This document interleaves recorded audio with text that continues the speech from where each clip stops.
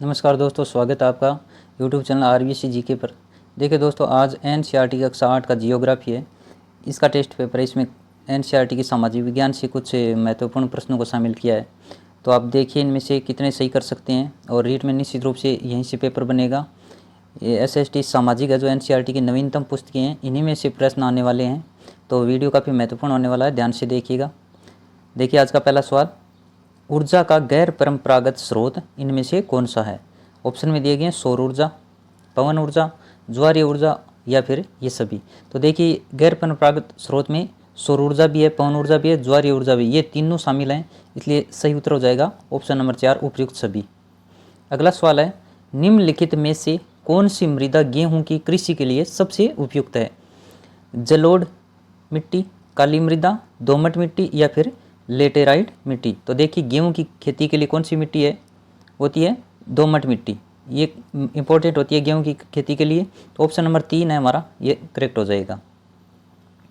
Next है, भारत सरकार के अधीन मानव संसाधन मंत्रालय की स्थापना कब की गई थी। 1970 में, 1975 में, 1980 में या फिर 1985 में। देखिए राइट आंसर हो जाएगा ऑप्शन नंबर 4। इसकी स्थापना है वो की गई थी 1985 में। और भारत सरकार के अधीन है ये मानव संसाधन मंत्रालय, और इसकी स्थापना कब की गई, 1985 में। अगला सवाल देखिए, निम्नलिखित में से किस उद्योग को प्राथमिक उद्योग कहा जाता है। ऑप्शन में है कृषि आधारित उद्योग, खनिज आधारित उद्योग, वन आधारित उद्योग या फिर समुद्र आधारित उद्योग। तो देखिए प्राथमिक उद्योग की श्रेणी में रखा जाता है खनिज आधारित उद्योग को। तो ऑप्शन नंबर बी है, ऑप्शन नंबर 2 हमारा करेक्ट हो जाएगा। नेक्स्ट है, भारत की जनसंख्या का औसत घनत्व प्रति वर्ग किलोमीटर कितना है। और यहाँ पर 2011 समझ लीजिए, जनगणना 2011 के अनुसार पूछा गया है कि भारत की जनसंख्या का औसत घनत्व कितना है। तो देखिए ऑप्शन में दिए गए 382, 380, 310 और 250। तो ये कितना हो जाएगा, ऑप्शन नंबर 1 सही हो जाएगा। 382 है, 2011 की जनगणना के अनुसार भारत का जनसंख्या घनत्व है वो 382 है। अगला सवाल है, भारत में लौह इस्पात कारखाना Tata iron and steel company की स्थापना है वो कहाँ पर की गई थी। शॉर्ट नाम इसका देखें तो टिस्को कहा जाता है। और इसकी स्थापना कहाँ पर की गई, पश्चिम बंगाल, झारखंड, छत्तीसगढ़ या फिर कर्नाटक। तो देखिए इसकी स्थापना कहाँ पर की गई, जमशेदजी टाटा द्वारा। और कहाँ पर की गई थी इसकी स्थापना, उस शहर का नाम क्या है, साक्षी। और साक्षी किस जिले में है, तो ये है झारखंड में। तो साक्षी झारखंड में इसकी स्थापना की गई थी। और कब की गई थी, 1907 में। अगला सवाल है, विश्व की सबसे अधिक जनसंख्या किस महाद्वीप में निवास करती है। एशिया, यूरोप, ऑस्ट्रेलिया और उत्तरी अमेरिका। सही उत्तर हो जाएगा देखिए एशिया महाद्वीप, इसमें सर्वाधिक जनसंख्या वो निवास करती है। तो ऑप्शन नंबर ए हमारा करेक्ट हो जाएगा। अगला सवाल है, निम्नलिखित में से कौन सा शहर जापान का मैनचेस्टर के नाम से जाना जाता है। काफ़ी इंपॉर्टेंट सवाल है। जापान का मैनचेस्टर कौन सा शहर कहलाता है, टोक्यो, ओसाका, योकोहामा या फिर नागासाकी। तो देखिए सही उत्तर हो जाएगा ओसाका। ओसाका शहर को जापान का क्या कहा जाता है, मैनचेस्टर। अगला सवाल है, सिलिकॉन घाटी है वो कहाँ पर अवस्थित है। ऑप्शन में दिए गए बेंगलुरु, कोलकाता, जयपुर या फिर कैलिफोर्निया। तो सही उत्तर हो जाएगा सिलिकॉन घाटी कहाँ पर स्थित है, कैलिफोर्निया में। ऑप्शन नंबर 4 इसका करेक्ट हो जाएगा। भारत में सर्वप्रथम सूचना प्रौद्योगिकी की घोषणा सन 1992 में किस राज्य सरकार ने की थी। सूचना प्रौद्योगिकी, तो देखिए इसका सही उत्तर क्या हो जाएगा, ऑप्शन में दिए गए हैं कर्नाटक, राजस्थान, गुजरात और बिहार। तो इसका सही उत्तर हो जाएगा ऑप्शन नंबर 1 कर्नाटक।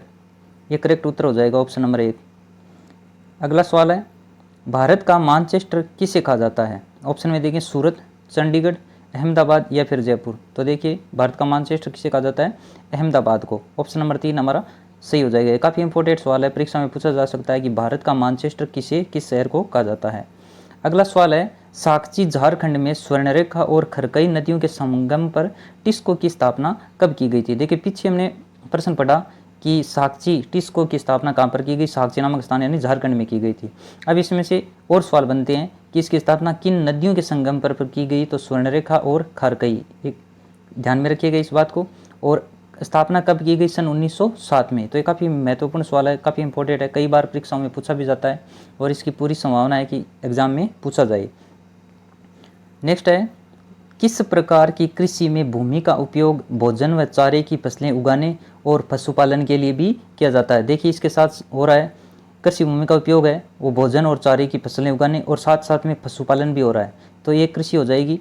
स्थानांतरित कृषि, रोपण कृषि, गहन निर्वाह कृषि या फिर मिश्रित कृषि, तो इसका सही उत्तर हो जाएगा, देखिए सारा काम हो रहा है इसके साथ, तो इसका सही उत्तर हो जाएगा मिश्रित कृषि। नेक्स्ट है कि एक छोटे भूखंड पर अधिक औजार अधिक श्रम द्वारा कई फसलें उगाना क्या कहलाता है? ये कौन सी कृषि कहलाती है? गहन निर्वाह कृषि, स्थानांतरित कृषि, जलवासी पशुचारण या निर्वाह कृषि? तो देखिए इसे कहते हैं गहन निर्वाह कृषि।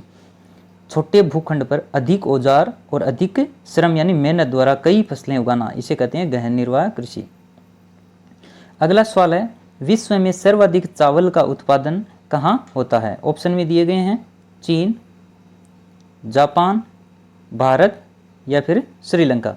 सही उत्तर हो जाएगा ऑप्शन नंबर 1 चीन में। सर्वाधिक चावल का उत्पादन कहाँ पर होता है? चीन में, इसलिए सही उत्तर ऑप्शन नंबर 1। नेक्स्ट है, उत्तरी पूर्वी भारत में स्थानांतरित कृषि को क्या कहते हैं? ऑप्शन में रोका, मिल्पा, लदांग और झूमिंग। तो देखिए इसे क्या कहा जाता है?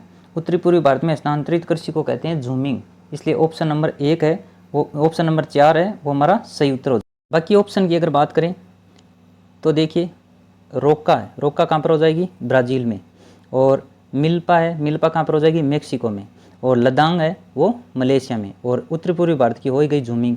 तो एक ये ध्यान में रखिएगा, इनका मिलान करना वाला प्रश्न है वो बन सकता है कि इन जो स्थानांतरित कृषि हैं इनके नाम है और स्थान की नाम दे दिए एक साथ, तो इनको मिलान करने वाला प्रश्न है वो बनता है और काफ़ी इंपॉर्टेंट है ये। नेक्स्ट है, रेशम की कीटों से रेशम का उत्पादन कहलाता है सेरीकल्चर, पिसीकल्चर, विटीकल्चर या फिर एग्रीकल्चर? तो देखिए रेशम कीटों का रेशम उत्पादन कहलाता है सेरीकल्चर, इसलिए ऑप्शन नंबर 1 है वो सही उत्तर हो जाएगा। नेक्स्ट है, भारत में कर्नाटक स्थित कोलार की खान किस खनिज हेतु प्रसिद्ध है? तांबा, लोहा, चांदी या फिर सोना? तो देखिए कर्नाटक में जो कोलार की खान है वो स्थित है सोने के लिए, तो ऑप्शन नंबर 4 है वो इसका सही उत्तर हो जाएगा। अगला सवाल है, विश्व में तांबे का अग्रणी उत्पादक देश है वो कौन सा है? ऑप्शन में है भारत, स्कॉटलैंड, ब्राज़ील और चिली। तो काफ़ी इंपॉर्टेंट है और ये रीट 2015 के अंदर एक बार पूछा भी गया है, तो इसका सही उत्तर क्या हो जाएगा? चिली। तांबे का उत्पादक देश है वो चिली है और काफ़ी महत्वपूर्ण है, इसको ध्यान में रखिएगा। अगला सवाल देखिए, नैरोरा परमाणु ऊर्जा केंद्र है वो किस राज्य में स्थित है? ऑप्शन में है राजस्थान, मध्य प्रदेश, उत्तर प्रदेश और बिहार। देखिए सही उत्तर इसका क्या हो जाएगा? ऑप्शन नंबर 3 उत्तर प्रदेश में नरोरा परमाणु ऊर्जा केंद्र है वो किस राज्य में स्थित है? उत्तर प्रदेश में। अगला सवाल है, विश्व का प्रथम सौर पवन स्वचालित बस अड्डा है वो कहाँ पर स्थित है? ऑप्शन में है फ्रांस, रूस, चीन और स्कॉटलैंड। देखिए सही इसका उत्तर हो जाएगा ऑप्शन नंबर 4 स्कॉटलैंड। स्कॉटलैंड में विश्व का प्रथम सौर और पवन स्वचालित बस अड्डा स्थित है। विश्व में प्रथम जल विद्युत उत्पन्न करने वाला देश से कौन सा था? ऑप्शन में है स्विट्जरलैंड, कनाडा, नॉर्वे और जापान। तो विश्व में प्रथम जल विद्युत उत्पन्न करने वाला देश था नॉर्वे, ऑप्शन नंबर 3 हमारा करेक्ट उत्तर हो जाएगा। ये सारे फैक्ट हैं एनसीईआरटी की पुस्तक से हैं और परीक्षा में निश्चित रूप से इन्हीं में से प्रश्न बनेंगे, तो आप पूरा वीडियो ध्यान से देखिएगा। अगला सवाल देखिए, विश्व में उच्च कोटि के लौह अयस्क का सबसे बड़ा उत्पादक देश से कौन सा है? पेरू, भारत, ब्राज़ील और चिली।